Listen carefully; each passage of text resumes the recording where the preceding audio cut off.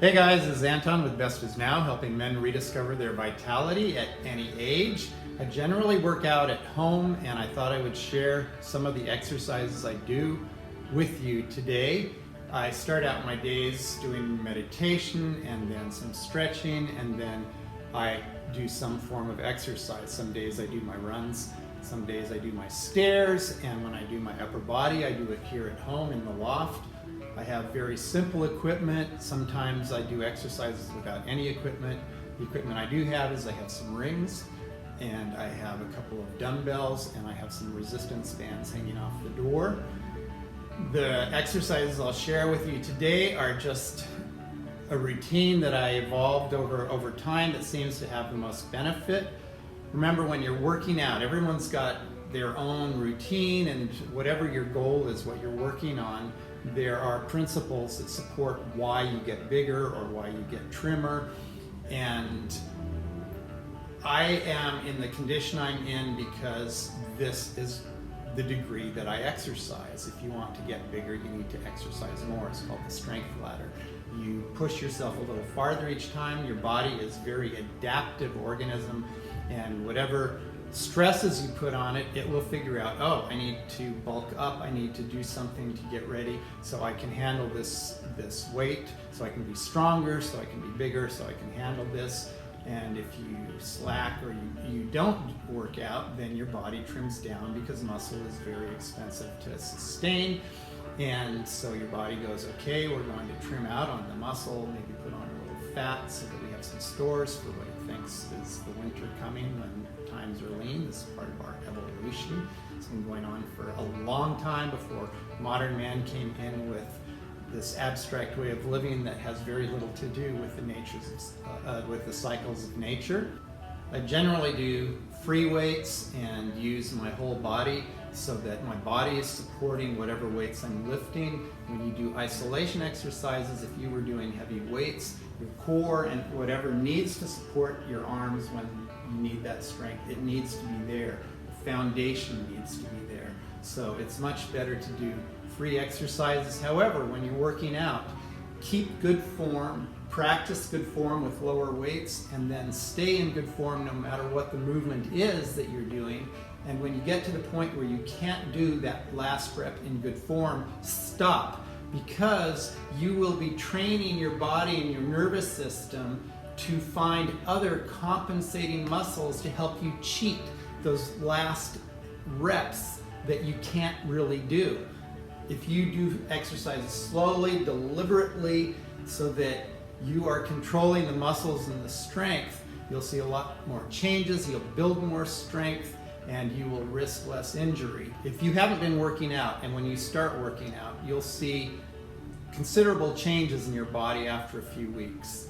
In the early parts of working out, you see the most change because your body is going, it's an adaptive system, so it's going, oh, there's more work to be done here, so I need to adapt and change. I need to get bigger, stronger, so I can do this.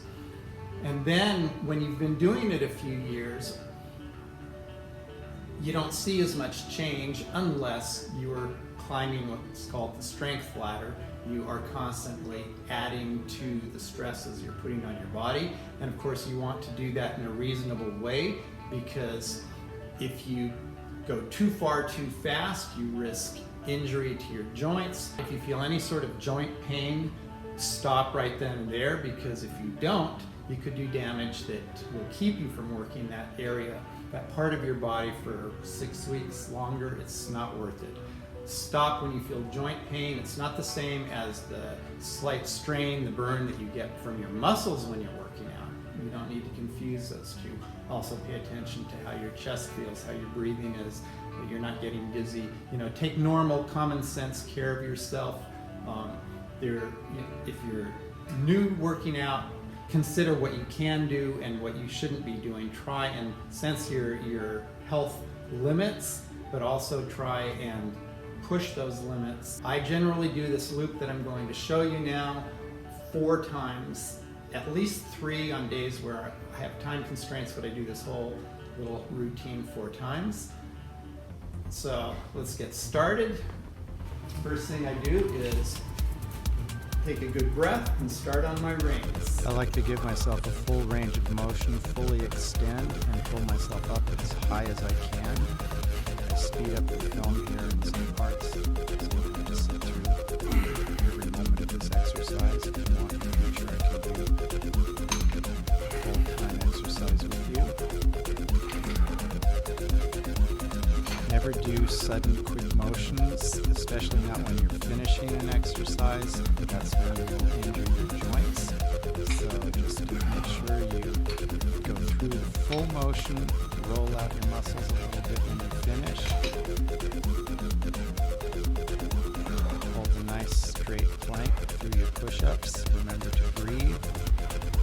And don't forget that between each of these exercises, I'm taking a 2-minute break at least. 2 to 3 minutes. Let myself fully recover my breathing, my wind. You can change how difficult any exercise is just by varying the degree. Here is a normal push-up to make it easier. Go from your knees up so there's less weight for you to push. And then if you want to make it more difficult, you can elevate your feet, lower your upper body so that you're doing incline push-ups.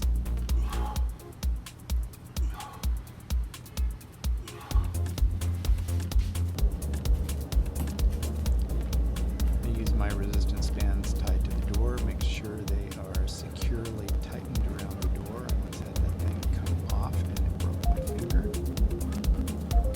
Again, maintain good posture, good breathing throughout the exercises. In these bent over rows, stick out your butt like you're skiing. You want to have a really good posture to take care of your back. You don't want to strain your back in this position. This really works your shoulders.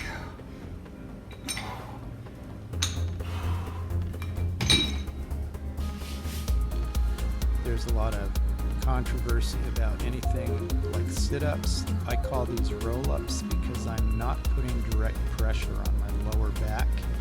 I am pulling my leg up just so I have kind of a marker to aim for, and then I'm going all the way down and rolling all the way back up.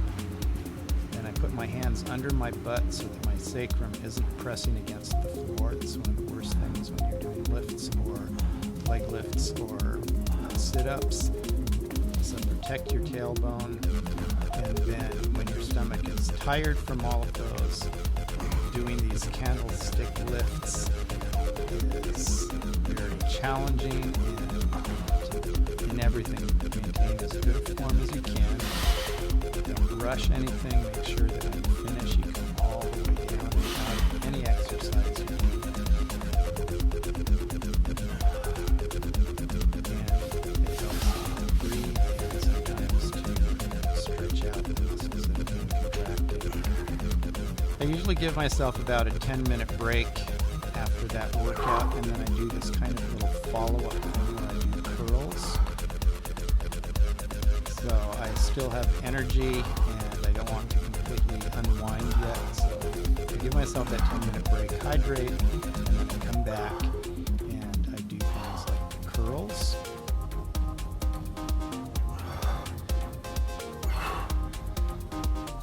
I saved my ab work for the end so that I would be tired by the time I did that. I want to work my biggest muscles first because they're going to be the ones that require the most energy and power. They're also going to give you the best benefit in the long run, both in muscle gain and in fat loss. Maintain good posture here. Always try to maintain balance and never cheat. You notice I pulled those weights up, I didn't swing them up.